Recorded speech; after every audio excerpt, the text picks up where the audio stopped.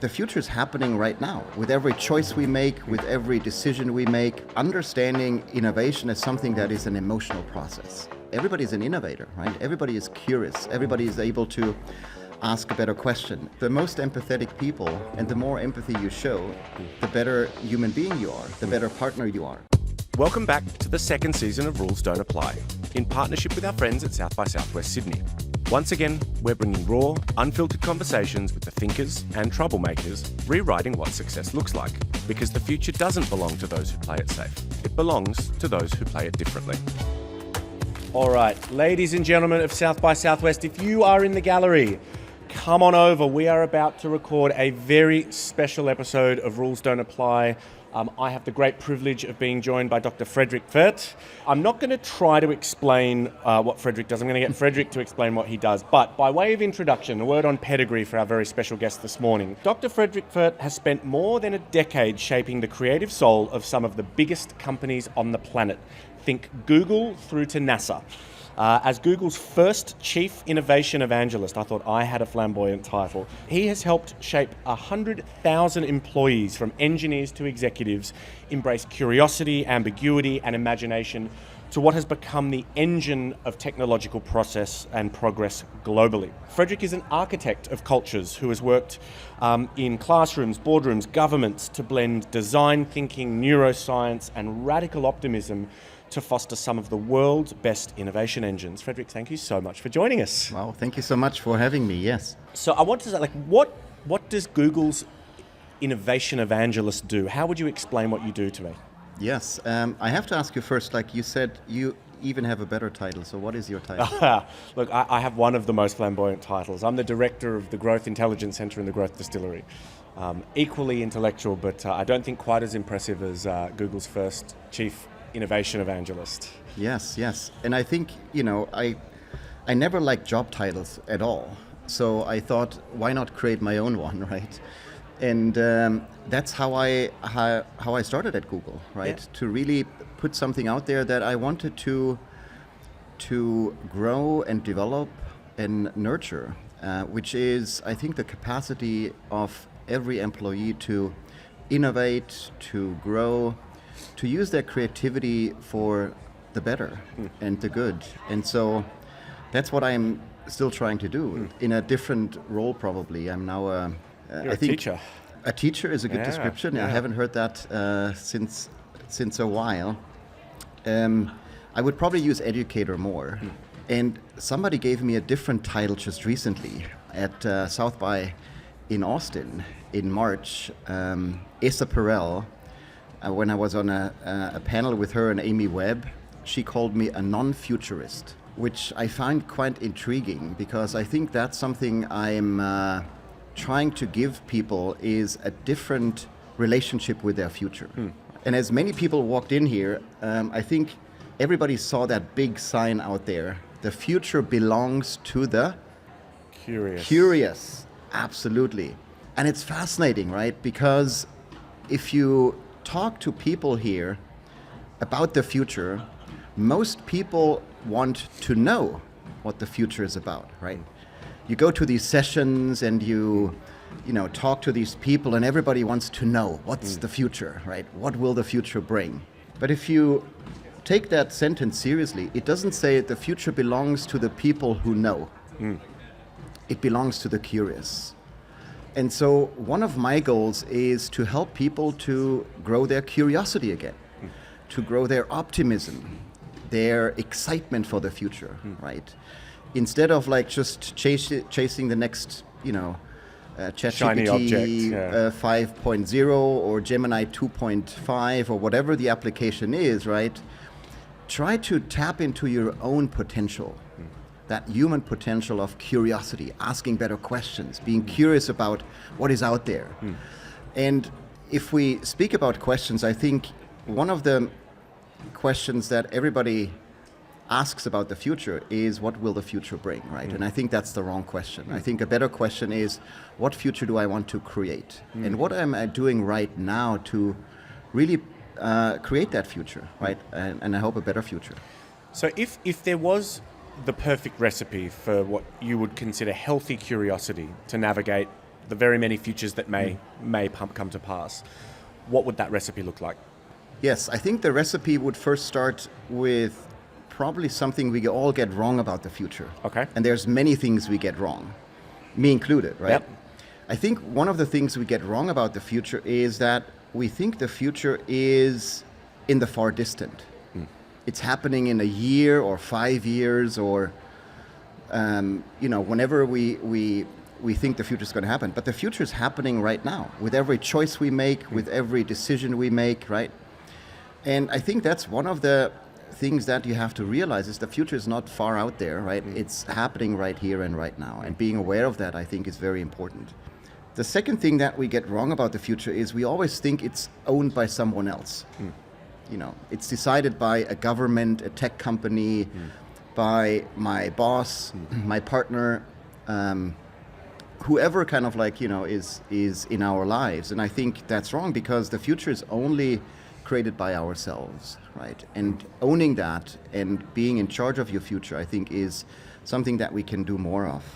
And there's probably another myth or thing we get wrong about the future, which is we think the future is like a linear development, right? We think that in 5 years we're just going to see kind of like these trends that we see now just being on a linear path, right? And if you look back in history, right, who saw that there is going to be a pandemic which accelerated that notion of working virtually with each other, right? Or putting people in an online school, right? In a totally different setting, right? Or who saw that I think it was November 2020 when ChatGPT launched, right? Who saw that event coming, right?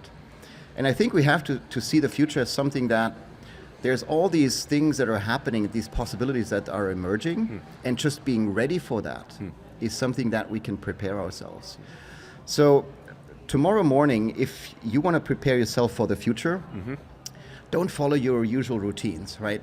Grabbing your phone, kind of take your coffee, read your emails, check the news, go for a walk, whatever it is. Try to break up that routine because that helps your mind to be ready for the future, right? Because the future is going to be a combination of something unexpected. And trying to prepare yourself for that future is something that we can all invest more in as human beings. I want to talk about innovation. I mean, this is, the core of how you have helped cultivate great cultures within companies. Based on your experience, how would you define innovation, and how do you, with that perspective, that mental model of the future is now and the future is inextricably linked by the choices that we make in the present, how do you cultivate a future-ready innovation culture within an organization? Yes. By not defining it. Okay. I'm totally bored by definitions, right? Like nobody can remember those definitions, and I think it's quite useless as well. So I never kind of put out a definition of innovation because that's not moving a culture forward. What I rather would say is understanding innovation as something that is an emotional process. Okay. In what way? I've worked with some incredible innovators, right, who put things out there in the world like self-driving cars and Google Glass and all the technologies and so forth.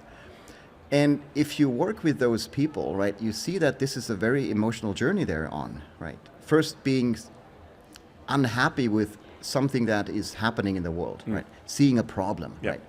Which creates that tension in them, right? And then trying to come up with their first ideas, right, which is really exciting, right? How can we solve this problem? Then putting the first prototype out in the world and seeing that it might fail, right? And dealing with that failure is also a very emotional process. And then having impact on billions of people is also very emotional, right? What I try to do is really understanding that emotional process and helping people to navigate those emotions, right? Because if you have somebody who is putting out an incredibly impactful idea out into the world, right? How can they navigate that uncertainty? How can they navigate that they now have responsibility? And being supportive, I think, is something that I try to do with 100,000 people at Google, right? Because I believe that everybody is an innovator, right? Everybody is curious. Everybody is able to ask a better question. Everybody's able to put an idea out into this world. But understanding that this is an emotional process, I think was critical. And I want to add something that you can probably try out in your teams and your organizations, or even your family tomorrow, or even this evening, which is trying to see a culture as something that you shape by agreeing on values. And I think we all see that in every organization. You see these values, right, on big posters, right, in the boardrooms, or people wearing T-shirts with values like we are the most curious, or like boldness, or innovation, right? All of those values are basically very present in organizations. And I worked with the UN and like startups and very different organizations. And when I went into these organizations, I was congratulating them, saying like, great that you have values, which is the first important step. But how do you bring those values to life in your everyday? And that's where most of the people and the leadership didn't have an answer, right? So I helped them to develop rituals. Okay. Rituals are those very intentional acts that carry meaning. And so if you want to have a culture that's more innovative, and I think that's probably what everybody wants to have, try to think about rituals that you can experiment with that really brings out that innovation attitude of people. And so one of the rituals that I introduced at Google was the Penguin Award. Right? The Penguin Award. The Penguin Award. And that is inspired by nature. As I was on a ship called the Entrepreneurship with students from Chile and from Stanford University, and I see from your smile kind of like, I don't want to take credit for that name. That was somebody else, but it was the Entrepreneurship. Yeah. And I highly admire kind of like the person who came up with that name and that concept. So we went on this cruise to the end of the world, Patagonia, and we saw penguins, right? And there's always one penguin that jumps first into the water. It's the courageous penguin. And if you look at an organization, there's also courageous penguins that try something new, that they take a risk, right? They jump into the cold water, trying a new technology, a new product, a new service, a new market, whatever it is. And we rarely recognize and reward those penguins and these employees, right? We basically just give them a reward at the end of the project when something successful happened. So what I try to do is reward those people when they took a risk at the beginning of the project. So I handed over a penguin, a little figure, costs $7, and handed that over in front of everyone. Said like, thanks for taking a risk. Thanks for being the courageous penguin. And we saw over time, more and more people, because the penguin was handed out every other week to someone else who took a risk. The risk level actually was increasing in that team and that organization. So that was a small ritual that everybody, I think, can try out to really bring innovation and risk-taking back into an organization. We often hear when I'm speaking to to innovators and creators, the sort of this relationship between risk appetite and creativity, risk appetite, and innovation culture. What might some of the other prior conditions to a great culture of innovation? Knowing that it can't be defined, and I think it's a point well made. What else would I want to look for as a leader of an organization to know that I'm on the right track towards a culture that is going to foster healthy innovation? Absolutely. Again, bringing that back to that big statement, the future belongs to the curious. Okay. So ask yourself, how do you train your curiosity? By challenging my preconceived thoughts, by listening to perspectives that I might fundamentally disagree with, to have my frame of reference challenged. Amazing. Give me more. By seeking the opinions of those that are in positions that you wouldn't expect to have a position to weigh in on certain things, like going to the far reaches, what I call the last person in the room. Yes. To play. I think Yes. one of the things that we like to do in our team is really stretch ideas in playful ways, anchored to sort of a very random object, and try to sort of brainstorm around that might seem really incongruent, but how do you get all of the sheep from New Zealand to Australia, and try to ideate around ideas that are really bonkers, and then bring that back to a problem at hand. Absolutely. So you just gave us 4 ways you can train your curiosity. Now go into an organization and ask that organization, are you actually training your people on curiosity in those ways that you just mentioned? For example, play. Yeah. Or kind of like talking to the last person in the room, or going to the edges, right? Another way of training your curiosity is by training yourself in asking better questions, right? That's in one of my classes at Stanford University. We literally work on that for 4 weeks. by just training ourselves to ask better questions. First, trying to ask as many questions as possible, right? Then flip your questions, ask an opposite question, right? All of those techniques really help you to tap into your curiosity. And curiosity is just one of those things, right? There is ways of training yourself in experimentation. There's ways of training yourself in optimism even, right? And empathy, all of those human traits that really we saw in the research that allows you to be a better innovator, right? I love and that. to take a different perspective on the future. So we've got training curiosity, better questions, optimism. I love that you've spoken about optimism. I'm going to ask you why is optimism a prior condition, and risk, an appetite for risk. So 2 questions from me on those prior conditions. The first will be, why is optimism in that shortlist for you? And fundamentally, what does a better question look like for those that might be going, well, I ask great questions, but they might not be? So I've never seen a pessimist actually putting out an incredibly wild idea into the world and believing that this is going to change everything, right? Never seen that. I just see them kind of like arguing with you, like why something wouldn't work, or what's the most negative outcome if we put this idea forward, right? And we know all these people in our teams and in our, in our lives. An optimist is really having that belief that a better future is possible.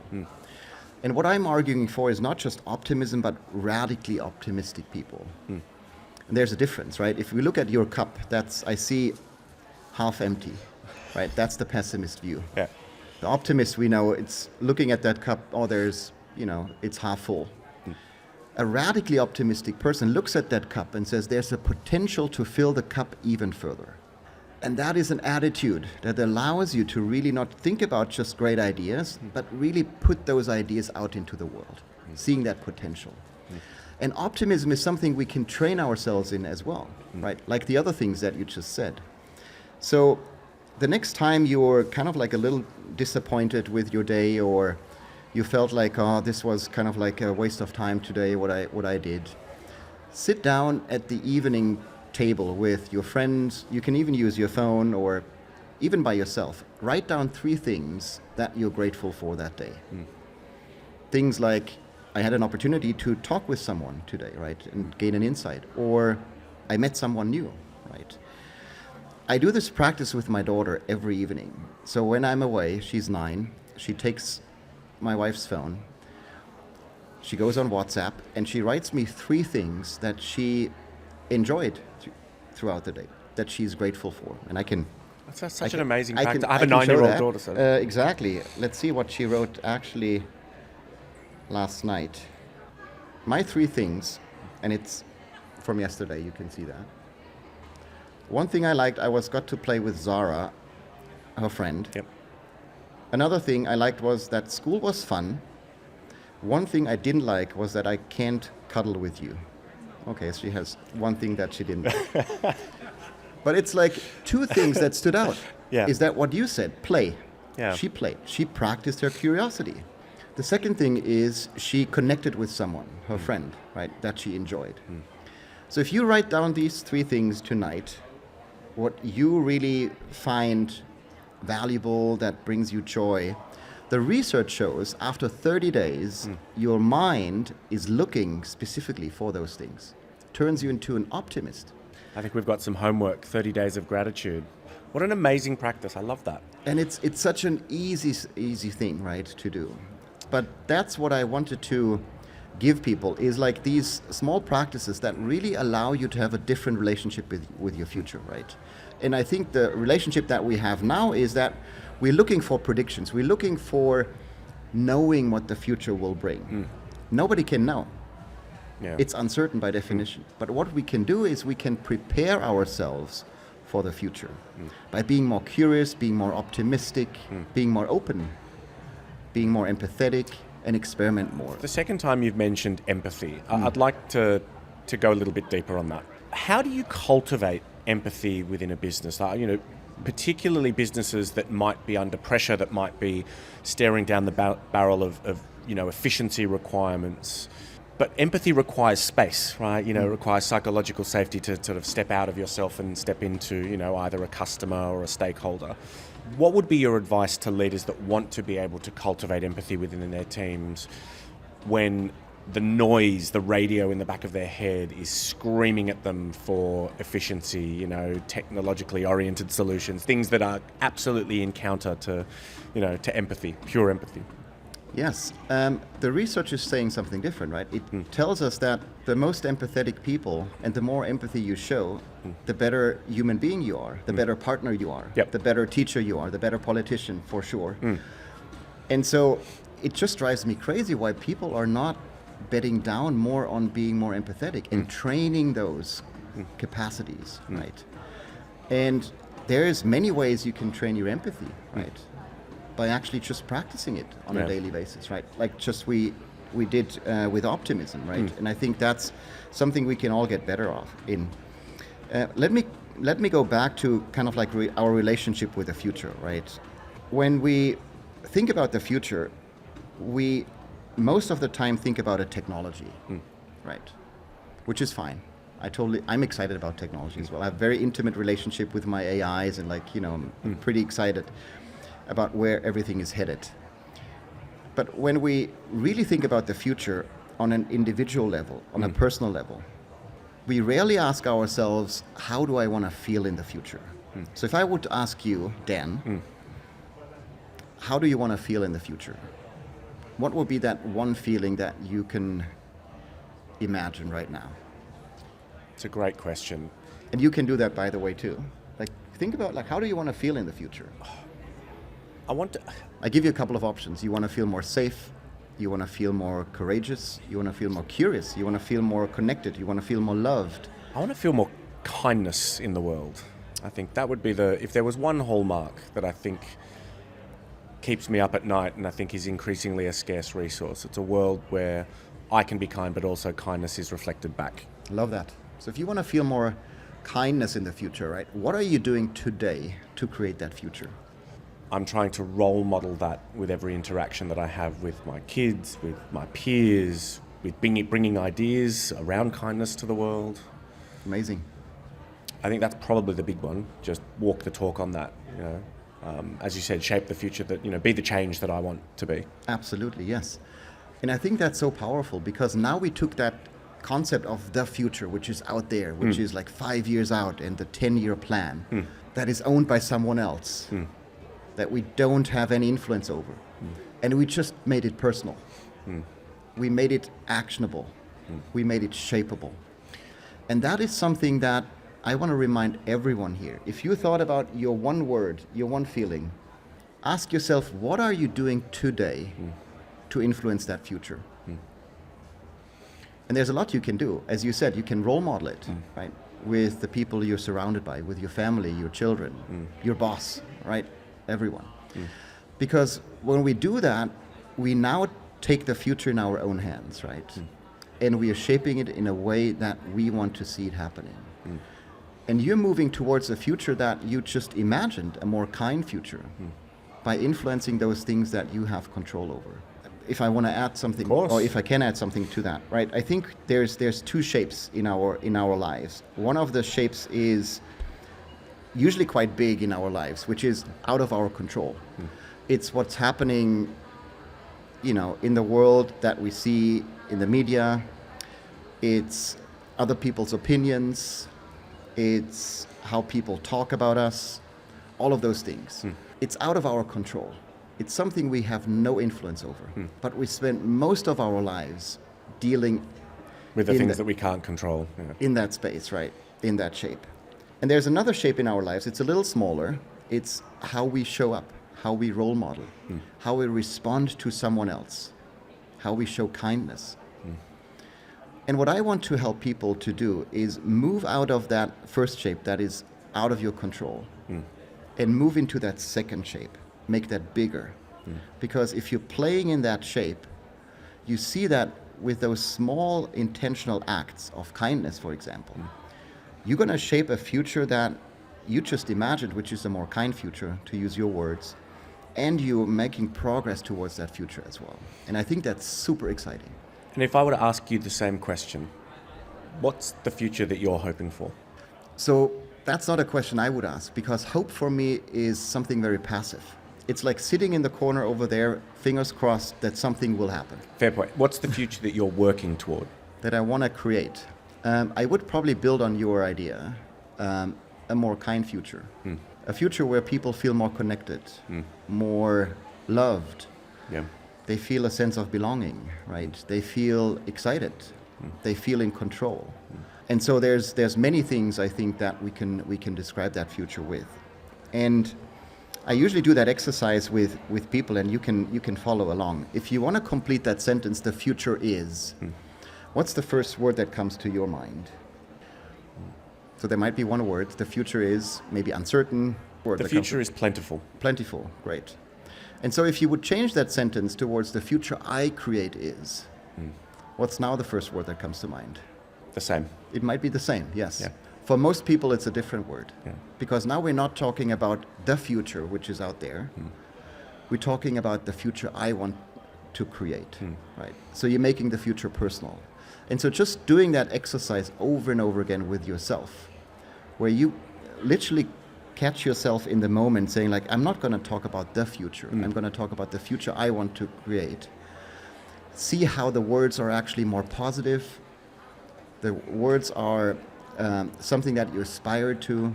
The words are usually describing an aspiration that is quite bold, but quite exciting as well. And even in you paraphrasing and rephrasing my answers, you feel this sense of agency over it. And I think that that's such a profound shift, especially at an event like this where you're going, to hundreds of sessions and your head is spinning and you're overwhelmed, and the very real risk is that you walk away with a sense of hopelessness. Absolutely, anxiety even, right? Yeah. I think that's the word that comes to mind for a lot of people. And you see people running around to these sessions, which is great. So come to my session tomorrow. When's your session tomorrow for those that want to double down on what we're talking about? The keynote in Pyrmont Theatre. It's 11:30. Check it out. It's going to be an hour of not just talking about the future, but feeling the future. Ooh. And I don't want to promise too much, but you're going to be very active in shaping your own future. And so we see that a lot of people are having that sense of FOMO, fear of missing out. And I've just been on that person's podcast who actually came up with that word, FOMO, right? And so we talked about, like, we're always fearing that we are missing out on the future by not knowing, like, the latest app or the latest technology or the latest idea, whatever it is. Just calm down, easy, relax, talk to someone, give someone a hug, grab a sip of water, right? Or whatever that next step might be, because that's determining your future as well, right? The choices that we make. When I have that anxiety of the future, and that just shows up as an emotion, right? Mostly in the mornings, right? We all know that. We grab our phone and we think, like, we need to know what's going on in the world, right? Just resist that temptation. And so what I created also with my daughter, so I'm using her as a way to I'm taking notes. experiment with some of these things, because when you can do that with a 9-year-old, you can do it with every leader. That's what I've learned. Because in every of us, there is this childlike approach to the future as well. So what I created with her, to get out of our heads from being anxious about the future into our senses, into our bodies. So what we created together is we created a scent, how the future might actually smell. That's so cool. And so whenever I have anxiety, I just either put that on something, right? Like a book or like an object, or I put it on myself. Or I put it on another person if they have too much anxiety. Yeah. So we can try it out. Yeah, of course. If you and if somebody wants to have a smell too. Come on up. Yes. Just tell me, how it changes your.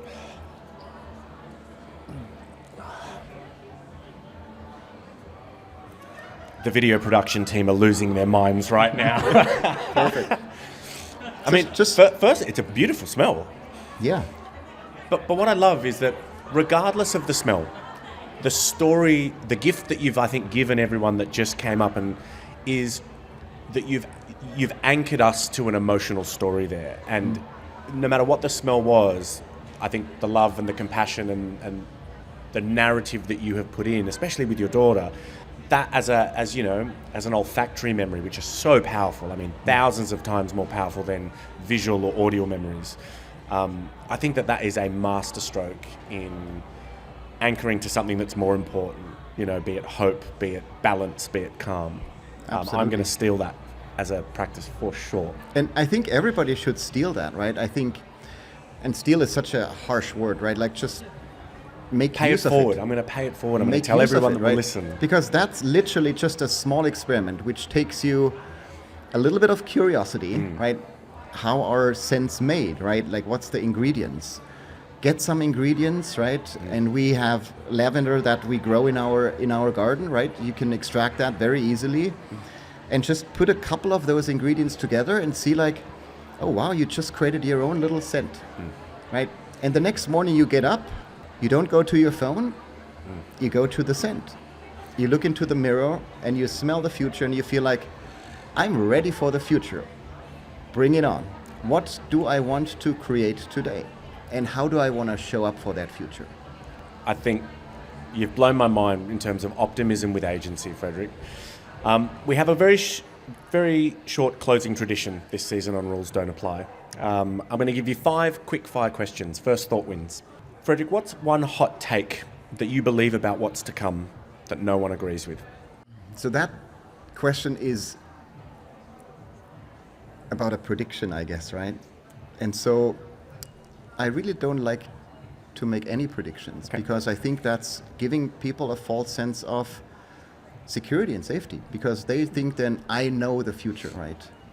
So the hottest take you can take on the future is asking yourself, how do I want to feel in the future? I think that is very well said. What's the most important thing you've let go of? The ability of letting go of. I think forgiveness is one of the most incredibly important but also hardest thing to do for us as individuals. And forgiving yourself and forgiving others, I think, is something that we can get better at. I couldn't agree more. What would you like written on your gravestone? He tried. What's one rule? I just made that up. I never thought about my gravestone, because first thought, I want to be buried in a different way, actually. An egg underneath a tree, right? Maybe, yeah. That's a good idea. What's one rule you secretly wish you hadn't broken? One rule that I wish I hadn't broken? I don't think there is one. I always believed in that notion of don't ask for permission, ask for forgiveness. And what I've learned in my, I don't know if you can say career, but in my life, is that no one gives you permission for anything. You have to give it to yourself. Oh, there's a lot there. And I think you've somewhat answered the 5th one, which is, what question are you most tired of being asked? What will the future bring? I suspected you might go there. Look, for anyone that has enjoyed this, please go and see Frederik's keynote tomorrow. It is going to be absolutely exceptional. This is just a smell of what's to come. You also have a book that you've published. Yes. That you were telling me about just the thinking that has gone into the front cover. So go and grab a book. If you grab it now, you might even be able to get a quick signed copy. But Frederik, thank you so much for giving us your morning. I have learned so much. I think you have walked the talk on optimism with action. I will be there tomorrow, and mate, please keep doing the work that you do. The world needs more of it. Thank you so much. Thank you so much.